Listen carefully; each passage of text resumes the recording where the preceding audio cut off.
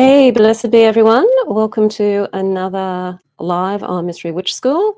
Today we are going to be doing a meditation to help you connect to your true self or your higher self, your true will, whatever name that you want to give it.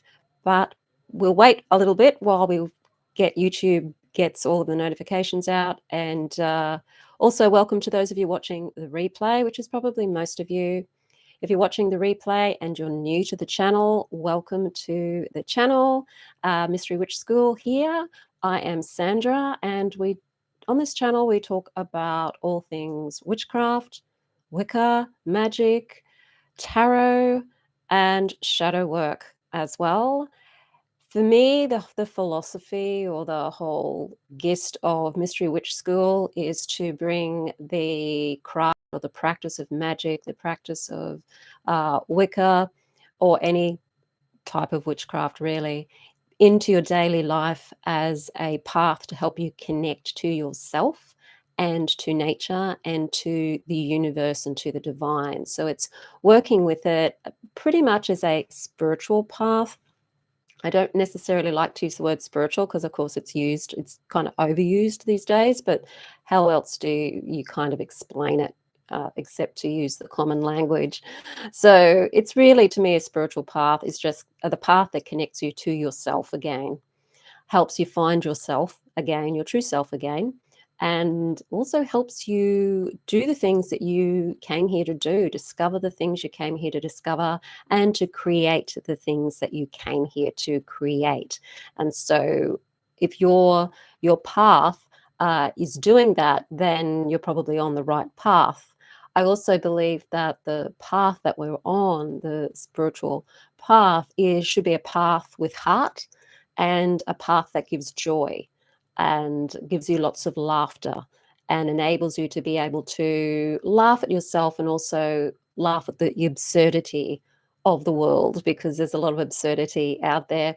Also, a path that helps us see the beauty in life, the beauty in this vibrational field that we're in, and to see that most of the time, ideally all of the time, but to try and see more of what is beautiful in life rather than seeing life as being this heavy suffering thing that some spiritual paths talk about. Okay, so welcome Swakfan, Stephanie, and Robert. Hello, hello. So today we're going to be doing a meditation to tap into that higher self or true self. Those of you who are already members of Mystery Witch School, my courses, have probably done this one before. So it's a really good one anyway to help you with your true self. Hi, Joy. A little bit more, seeing people are starting to come on now. If you are watching the live, certainly join in the chat. Remember, there's super chat there if you want to donate through super chat. There's also super thanks if you're watching the replay. If you're watching the replay, still join in the comments field and do that. Always ready to revisit, says Robert. Yep. Hi, Vern. Okay, need to repeat, Stephanie. That's good. We always have to repeat this one. It's a daily one to repeat, actually, just in your everyday kind of way.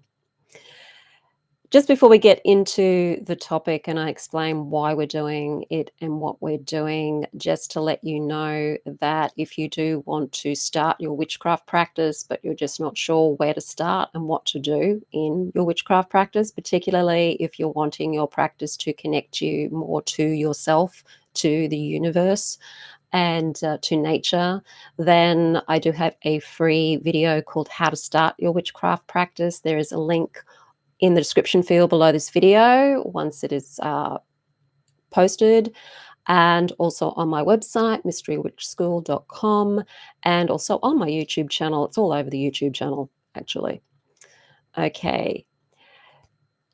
Hi, Not Queen. Hello. So when we're talking about the higher self or the true self, we're really looking at this self that is eternal, the eternal self. So this is the self that doesn't die when the body dies.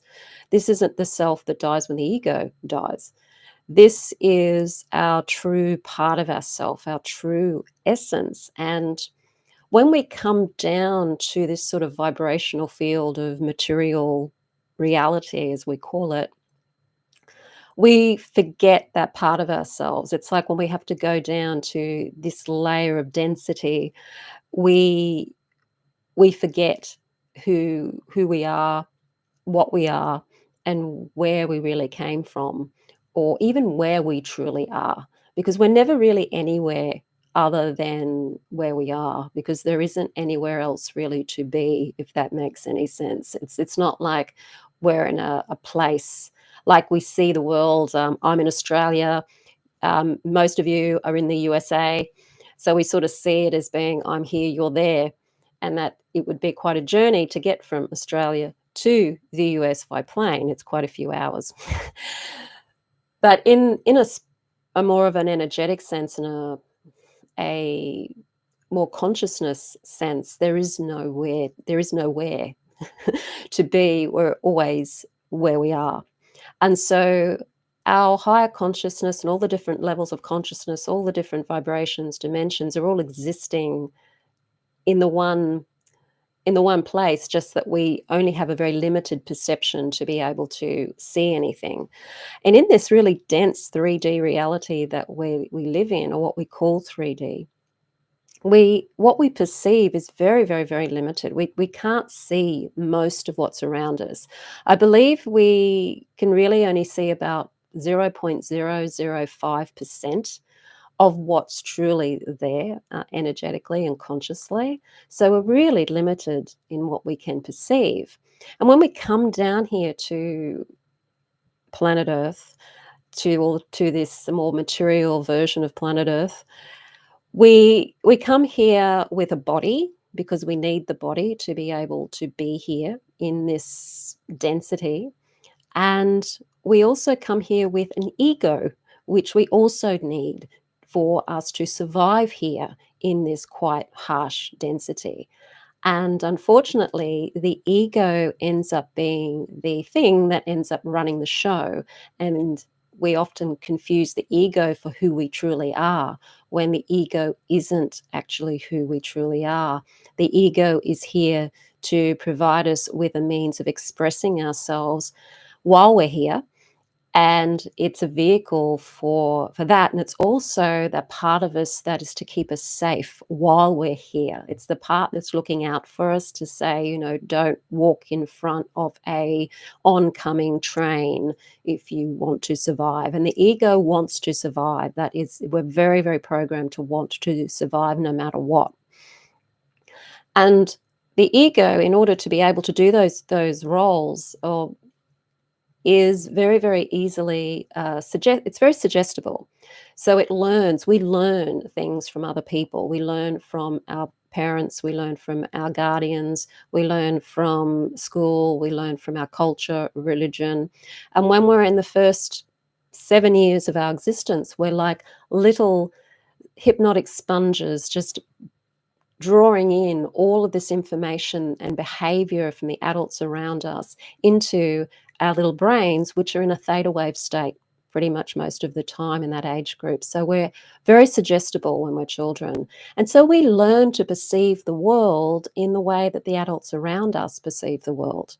And we want to perceive the world probably in a very similar way to how they perceive the world, so that we can fit in.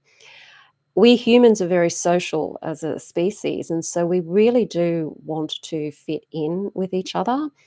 And that's a good thing, because it helps us survive, but it can also be a very damaging thing if the way that we have to fit in is to go against who we might truly be in our essence. And this is where things start to get a little murky, and we end up with a lot of conflict.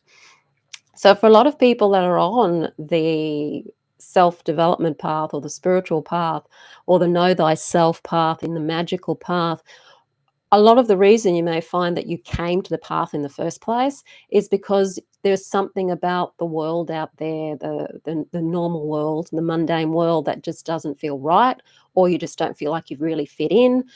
And you may also have experienced an upbringing that was perhaps not smooth. So it's given you a reason to want to question what you're perceiving and what you're told by the mainstream around you as to what is. And that's what draws us to this path. It's that's part of us that feels disconnected and pinched off from who we truly are. So when we're looking for connection, we're looking for that connection to ourselves again. And we might start to do that through working perhaps with maybe other deities or other beings, but the real connection we're wanting to make is really to who we truly are again, to us again, being ourselves again. And to do that, we have to start questioning what we believe ourselves to be. And that means questioning the ego and letting the ego sort of take a bit of a back seat. And meditation is a very good way to do that. Shadow work is a very great way to do that. And this meditation is an introduction to how you can start to change the way that you attach yourself to what you think is real, but that is really just an ego experience. Okay. 6-year-old already knows his timetables. Yes. Well, they are helpful. I think definitely learning to be able to do maths in your head, like simple maths in your head, is actually really, really handy. So there are some useful things that we learn in school. Sometimes there's things we should be learning at school that we don't learn at school. But it's all basically programming us so that we fit in with a certain social model. So one of the ways to start working with your ego self is to be able to develop what's called your observing self, the observer, the one that's observing without commentary. The ego likes to observe with commentary. So you'll find that if you're always thinking, there's always a commentary going on inside the head. Yap, yap, yap, yap, yap. And it's usually a commentary maybe about what you're looking at, what you're hearing, what somebody's doing, what you're reading. There's a commentary that's going on. And that's generally the ego that's making that commentary. And when we go into meditation, we're really trying to look for that stillness first so that we can start listening to that higher guidance, the intuitive guidance that we're getting more from, say, our connection with guides and also with our true self, our higher self. But in order to do that, we have to differentiate what's the ego's yap, yap, yap to what it is that really is guidance. And so when we can learn to detach from some of the things our ego is very attached to, then we can start to listen to that higher self. Okay, definitely a sponge, yes. It's not very nice. So glad people cannot read minds. Yes, yet they're working on it. Just think of all of those chips they want to implant into people's heads. That's one of the outcomes they're experimenting with, as well as being able to control you with those chips, because they have been able to do that with mice. So watch out for the chips in the head. But getting back onto topic, so that we don't fall prey to a lot of the craziness in the world, we need to learn to be able to separate ourselves from the ego's fear of the world. For one thing, the ego is often in fear. Fear is a way of looking for danger. It's a way of sensing danger. And yes, sometimes there really is danger that we have to be aware of. Other times, the fears are more to do with attachment to beliefs or attachment to ideas of ourselves and the world that aren't necessarily true and aren't necessarily helpful. And these are the ones that when we're doing shadow work, we're trying to change. We're trying to not have them have so much force and so much control over us. And one of the ways that you can do that is through doing this observation. So this meditation that so Stephanie says they have earbuds that will monitor your brainwaves. Yeah, they're definitely working on it. I've seen the papers on the success they've had with the mice. So yeah, you know where that's probably going. They're really interested in working with humans. I can see their positive aspects of that in a medical sense, helping people hear and see. But, mad scientists can take it.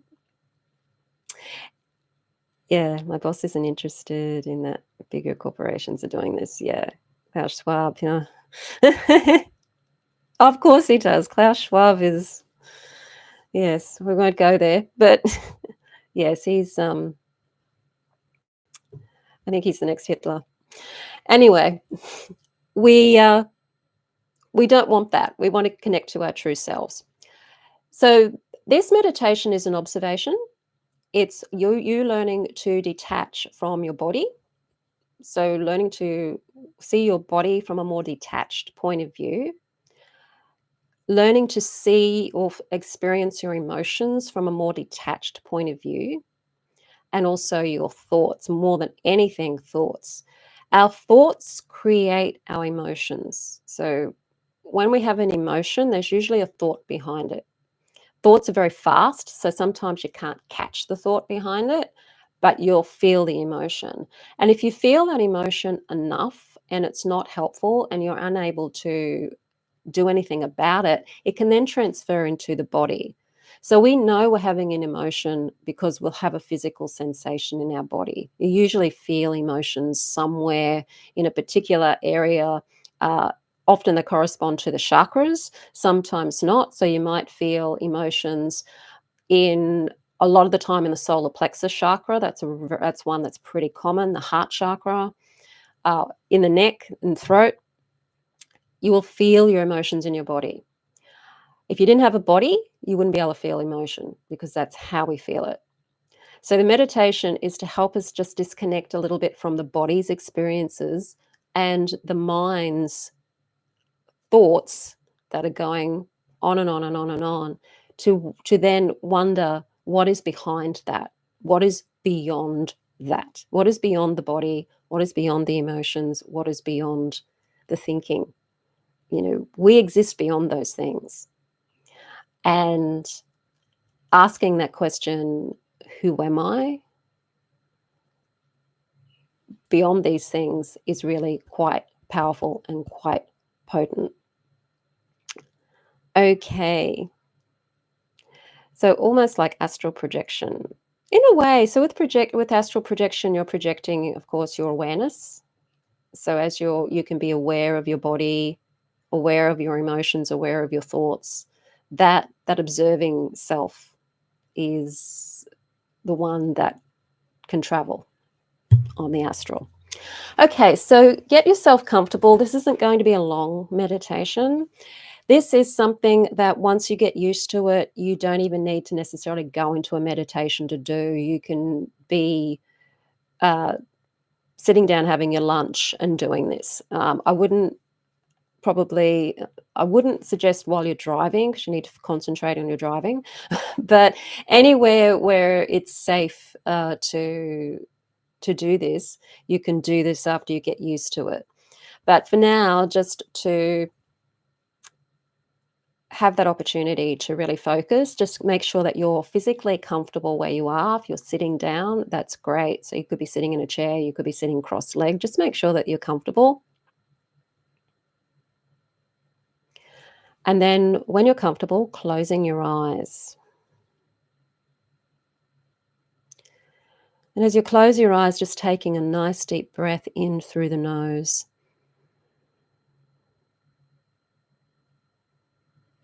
And just slowly, slowly letting it out.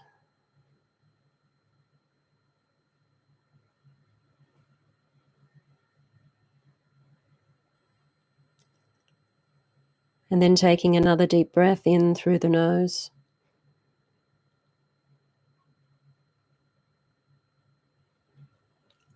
And then slowly, slowly letting it out.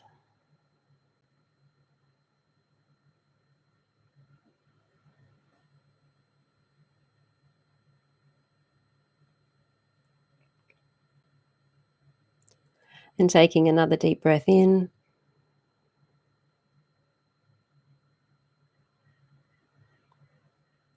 And then slowly letting it out.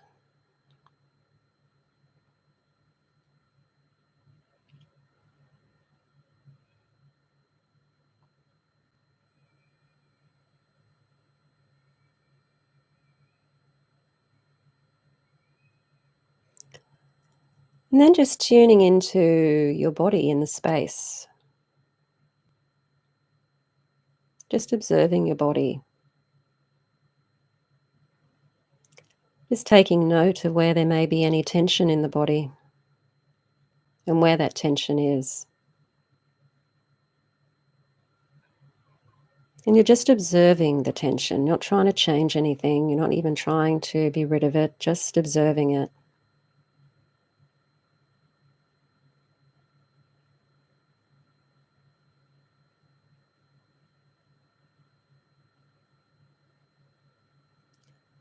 And just observing different aspects of your body, observing your fingers. What do they feel like to take notice of?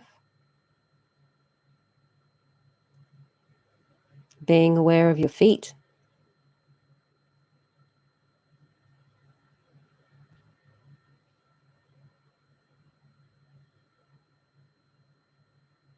Being aware of the space around you.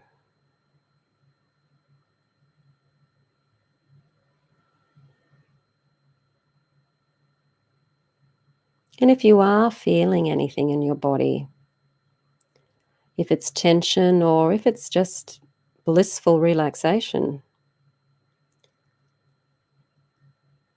just ask yourself,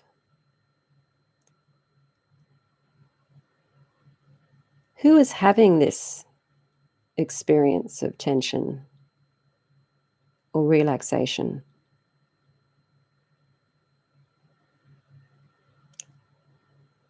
And you'll probably get an answer. So the answer may be, well, I'm experiencing this tension. I'm experiencing this relaxation. The next question is, who am I?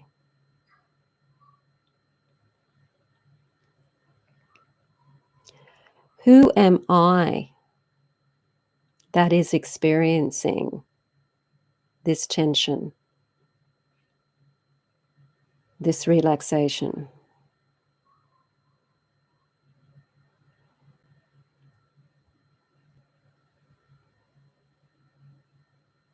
I can observe my body. I can experience my body.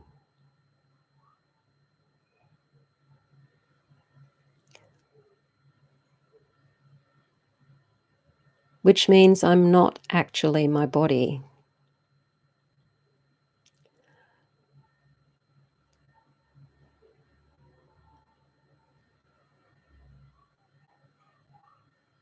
If I'm experiencing something,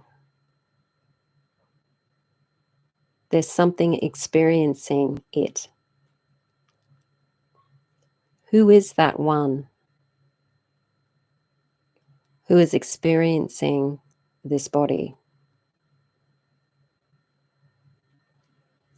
Who am I having this body experience?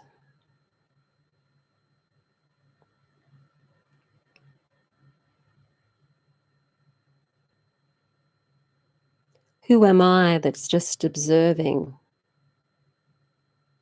my body right now?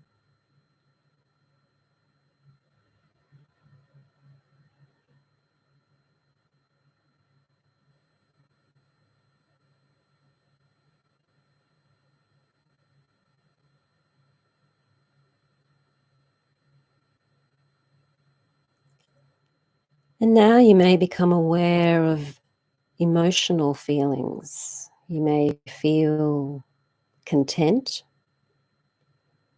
You may detect some worry or anxiety, or maybe you've had some frustration or some anger. If you are experiencing an emotion, even if it is contentment, just observe it. Where is it in your body? Where do you feel it?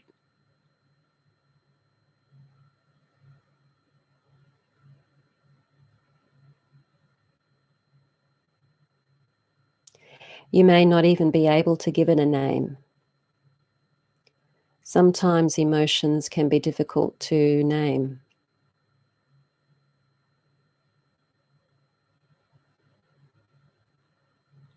And then ask yourself, who is having this feeling, this emotion? Now your ego may answer, well, I am. I'm feeling angry, or I'm feeling content. Or the ego may even identify as it being anger. I am angry. I am content. Identifying itself as the emotion. But if you're able to observe the emotion as a witness to the emotion, then you can't be the emotion. You can witness a version of you having an emotion, but who is the one observing? Who is the one watching you, experiencing you having an emotion?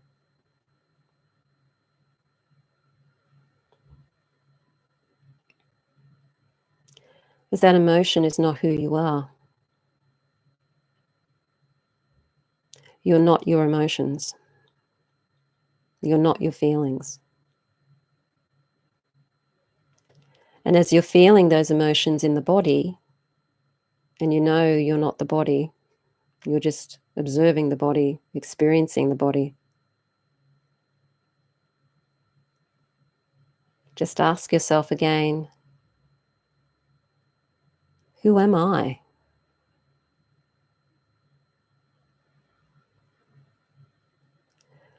Who am I that is observing this?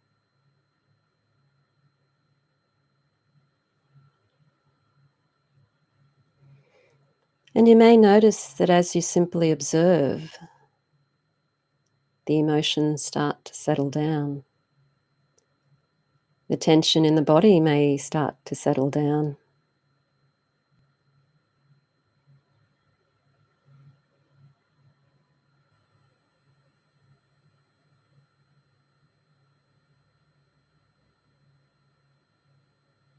And you're only observing it for simply to observe it. There's no need to change anything.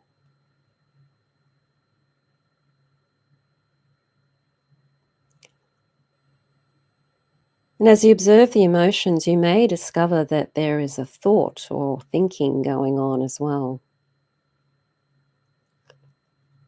So you just quietly now observe your thoughts, which may have slowed down, but just observe your thoughts now. Maybe there's a thought creating the emotion. Maybe your thoughts are taking you back to a memory of an event or a conversation.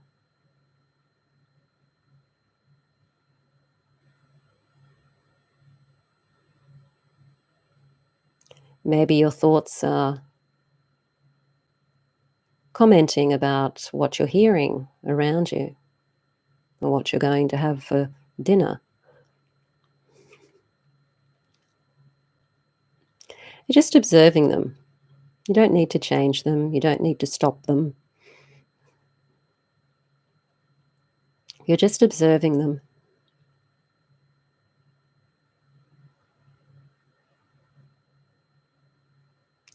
And as you observe your thoughts, you'll note that they create emotion. They create a feeling in your body.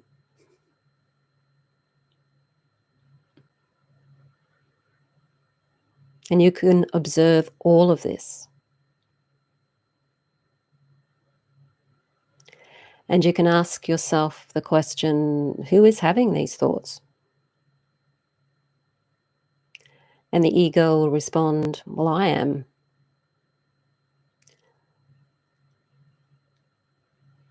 And then ask yourself the question, well, who am I?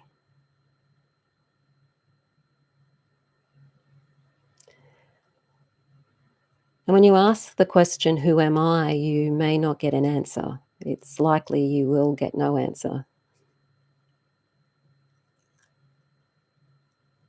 For one cannot observe one's self.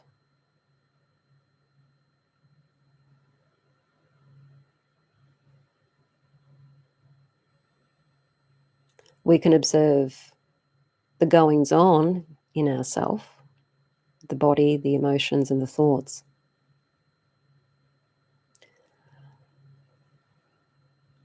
In observing these, we realize we aren't these. You are not your thoughts. You can observe them, you can watch them. You can even see them. You can even let them go.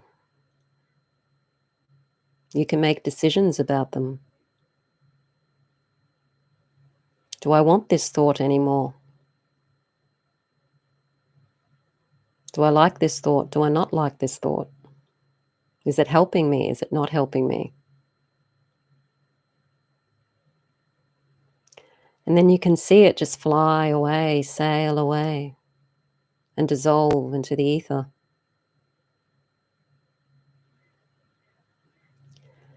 And you can do the same with the emotional energy too. Just see that emotion just leaving your body and dissolving into the ether.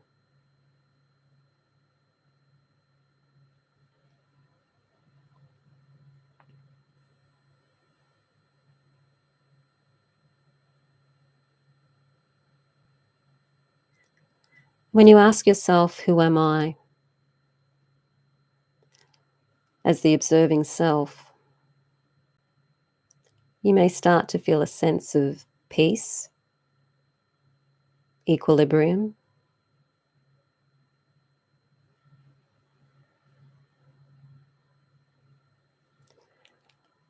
and a broader perspective.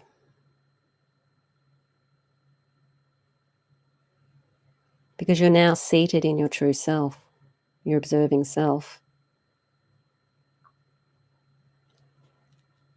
And in this state, you can receive intuition, connect with guides,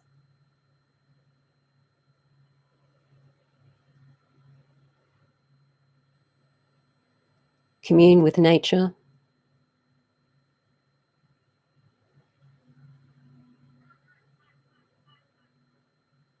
and not get caught up in all of the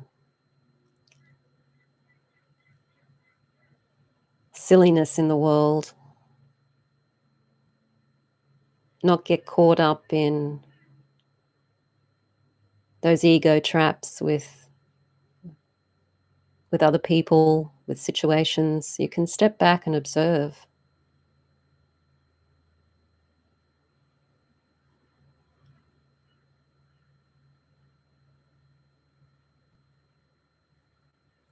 And this is a state that you can get into at any time.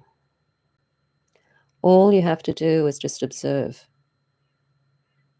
and ask yourself, who am I? Who is observing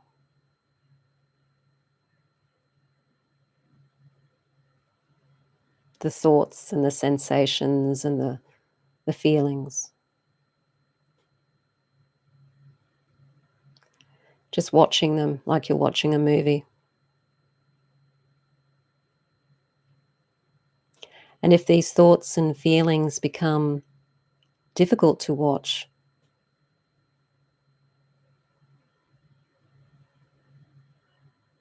just imagine that you're watching a movie that no longer interests you anymore. It's a little boring. You've watched it maybe too many times. And then see where the inspiration comes, the intuition comes to steer you in a different direction.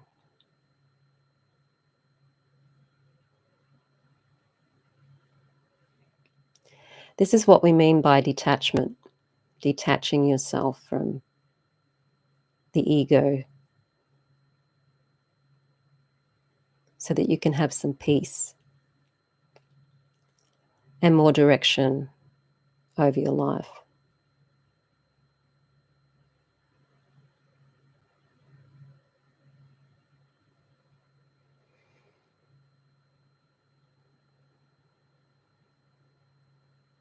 And now we'll just come back, just taking notice of the sounds around you.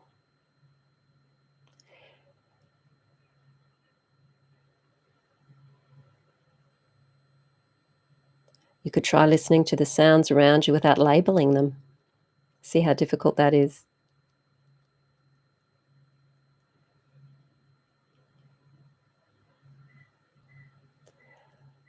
And when you're ready to come back, opening your eyes, you can stay in this state for as long as you can remember to stay in this state. You don't have to come out of it. It's not one of these states you have to come out of. It's a state that ideally you could be in as much as you can be, because this is your real state. This is the real you in your real true state.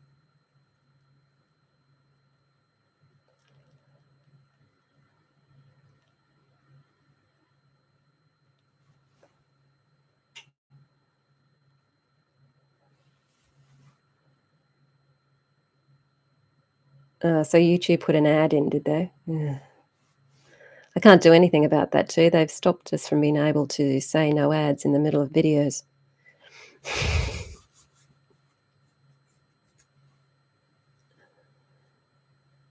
A snowy suburb. Okay.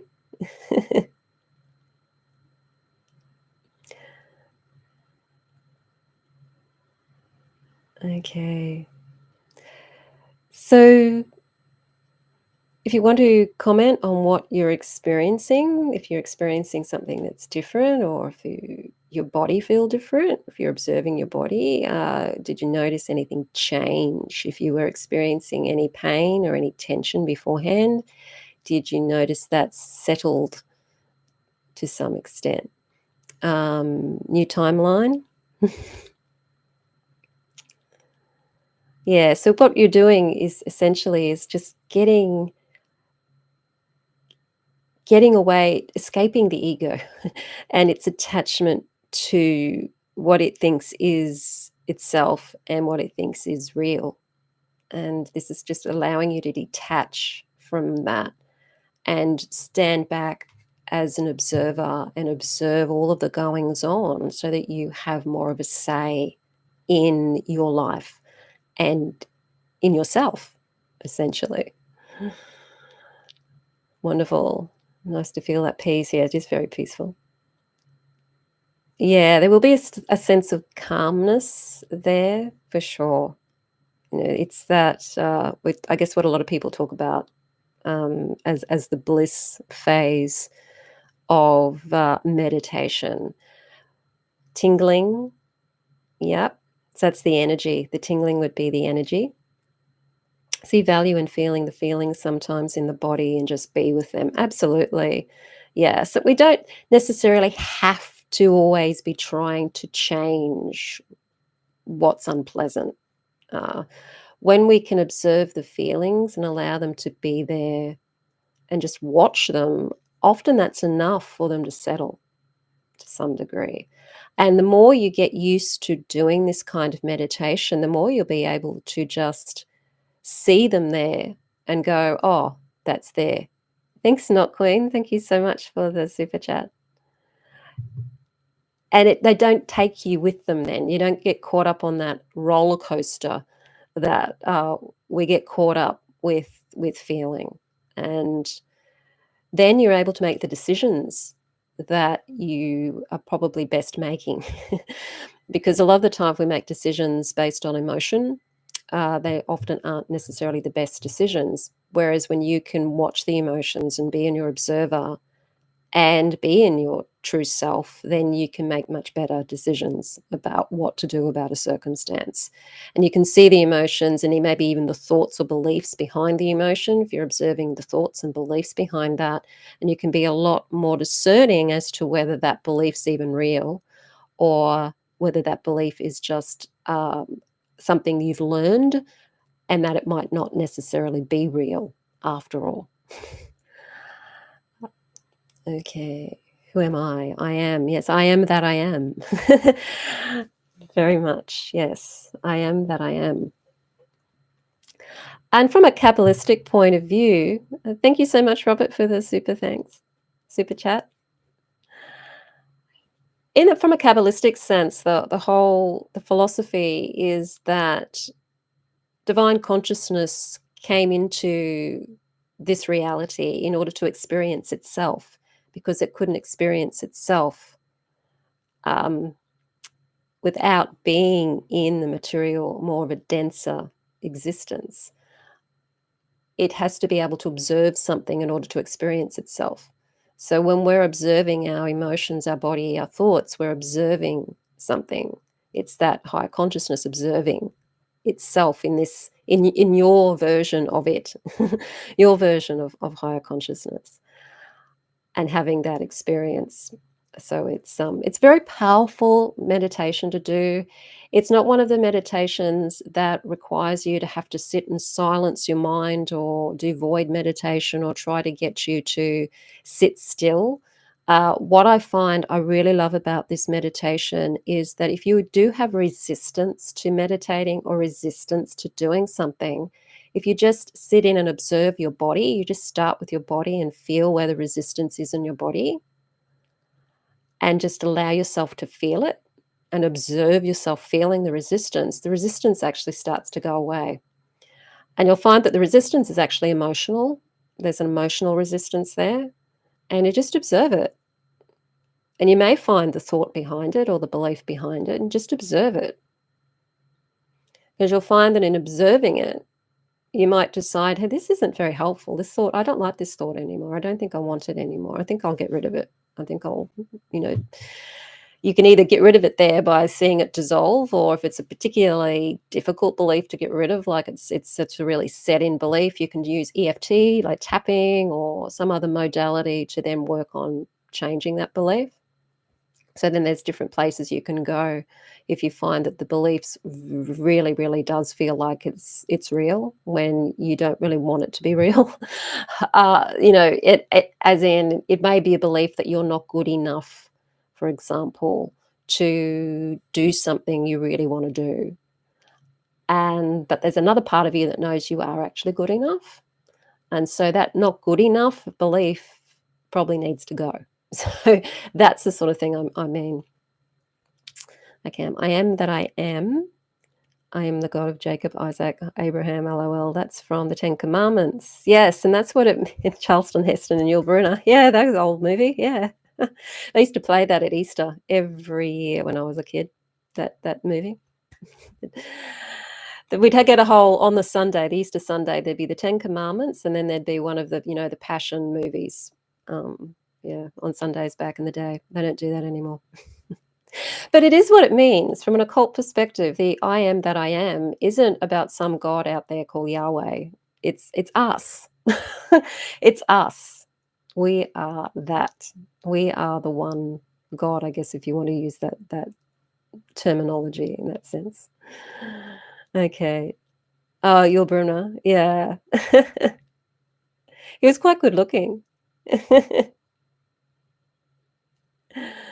Yeah, so we are the I am.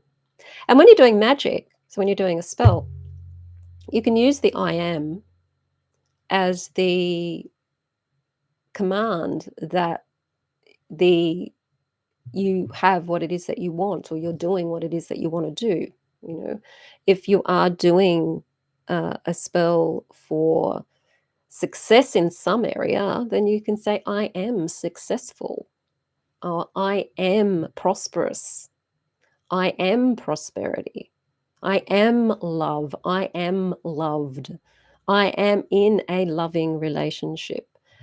If you use the I am, then you're speaking as yourself, as your true self. So you can use those words in petitions, in spell crafting.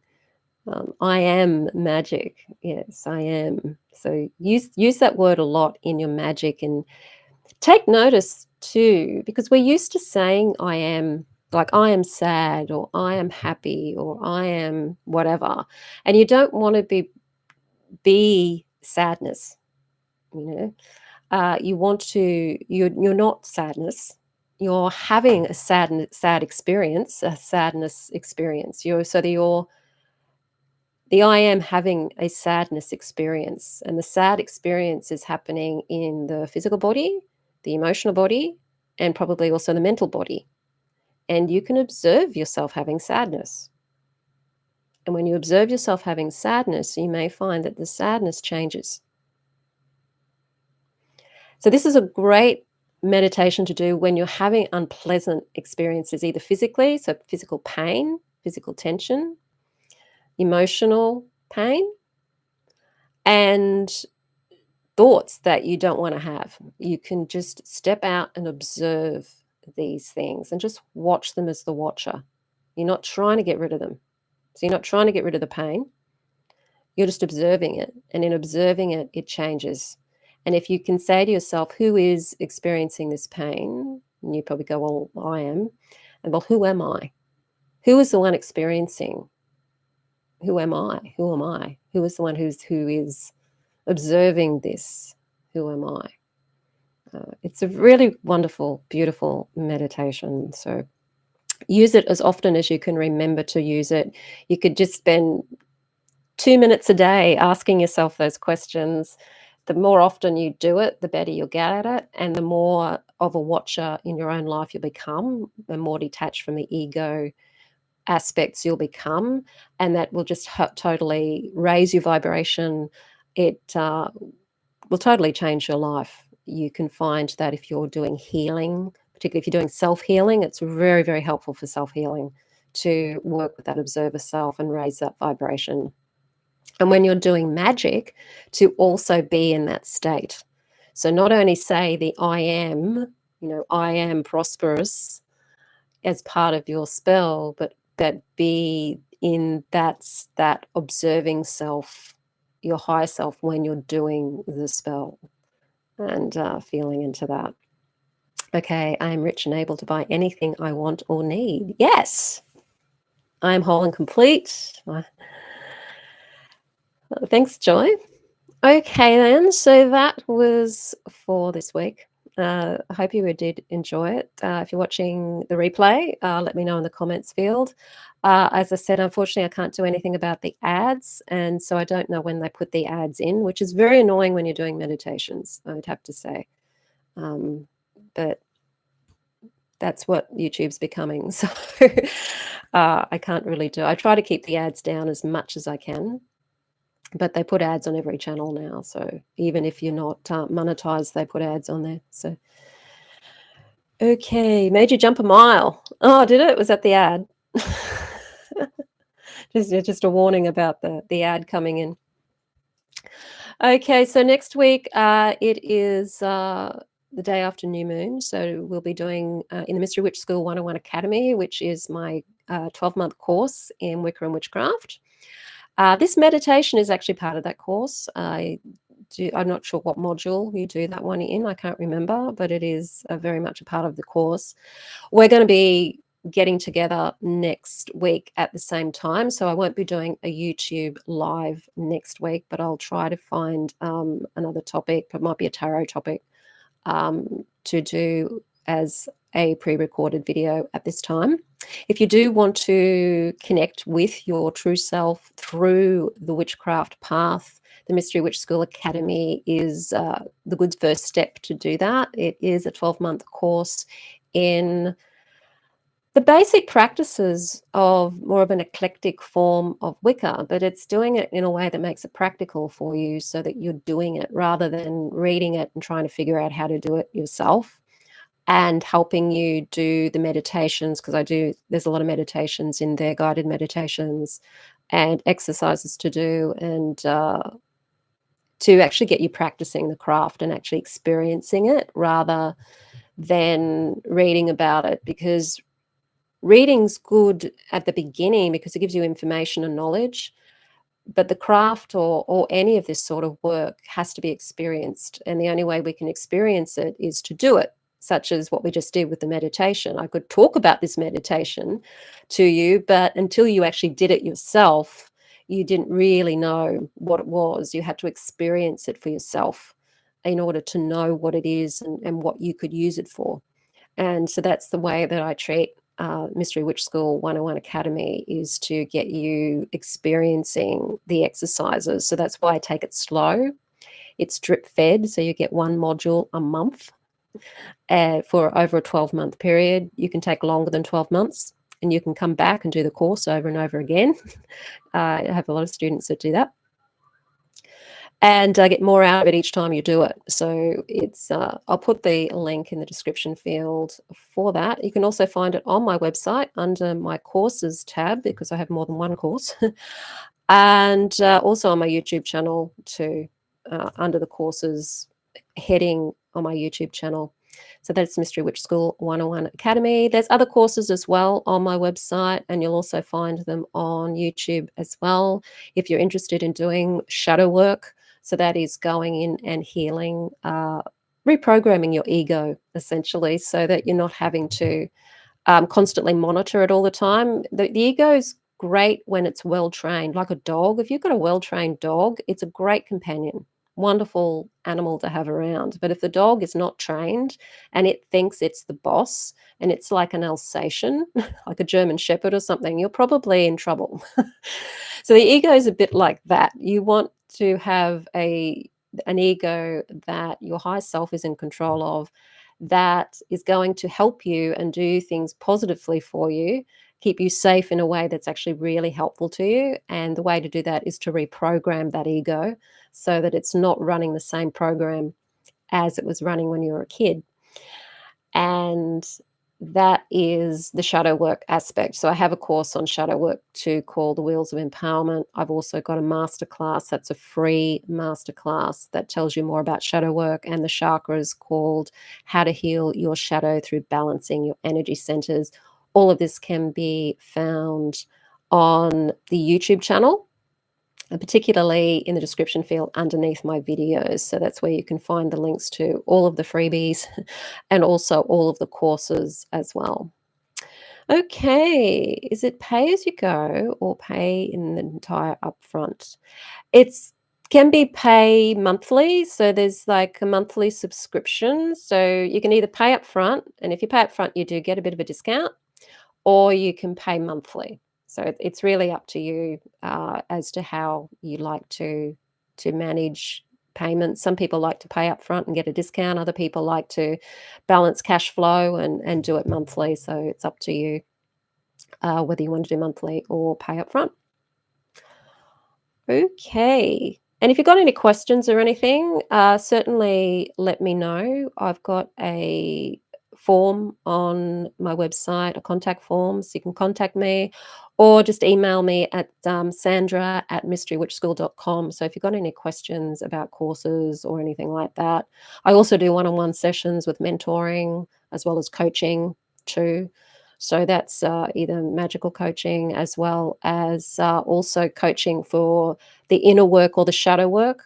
I do a lot of EFT, so I help people a lot who are struggling with being stuck in their life and not knowing how to move through those beliefs that are holding them back.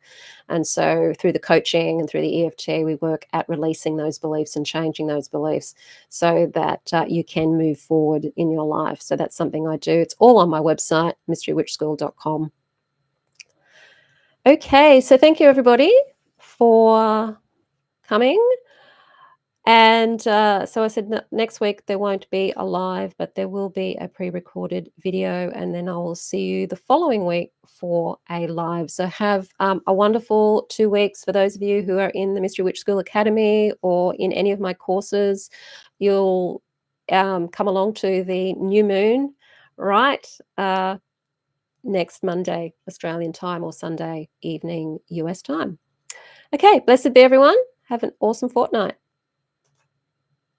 Oops. Press the wrong button.